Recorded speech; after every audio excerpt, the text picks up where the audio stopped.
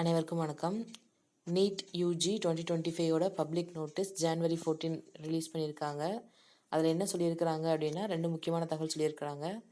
ஆபார் ID அப்படின்றத பற்றியும் Aadhaar paste authentication பற்றியும் மென்ஷன் பண்ணியிருக்காங்க.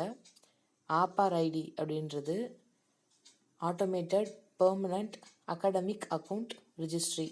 ஒருவேளை உங்ககிட்ட ஆபார் ஐடி இல்லை அப்படின்னா நீங்கள் என்ன பண்ணலாம் அப்படின்னா, அகடமிக் பேங்க் ஆஃப் கிரெடிட்ஸ் அப்படின்னு நீங்கள் உங்கள் கூகுளில் டைப் பண்ணுங்கள். அதில் போய் நீங்கள் ஆபார் ஐடியை 2 minutesல நீங்கள் டவுன்லோட் பண்ணிக்கலாம்.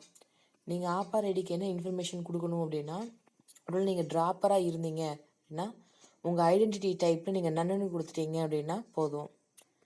நீங்கள் ஸ்டேட் போர்டாக இருந்தாலும் நீங்கள் நன்னு கொடுத்தீங்கன்னா உங்களுக்கு அது சரியாக இருக்கும். ஒருவேளை நீங்கள் சிபிஎஸ்சி ஸ்டூடெண்ட்ஸாக இருந்தீங்கன்னா நீங்கள் சிபிஎஸ்சி உங்களுக்கு அங்கே ஷோ ஆகும், நீங்கள் அதை யூஸ் பண்ணிக்கலாம்.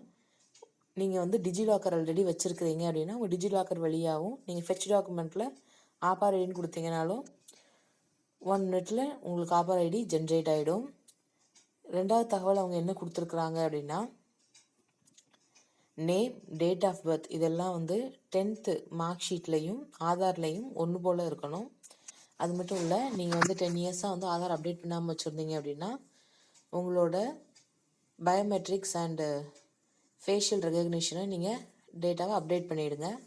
ஸோ தட் உங்களுக்கு இனி வர நீட் யூஜி 2025 ரெஜிஸ்ட்ரேஷன் இதெல்லாம் ஸ்டார்ட் ஆகும்போது ப்ராசஸ் உங்களுக்கு ஸ்மூத்தாகவே முடியும். நன்றி, வணக்கம்.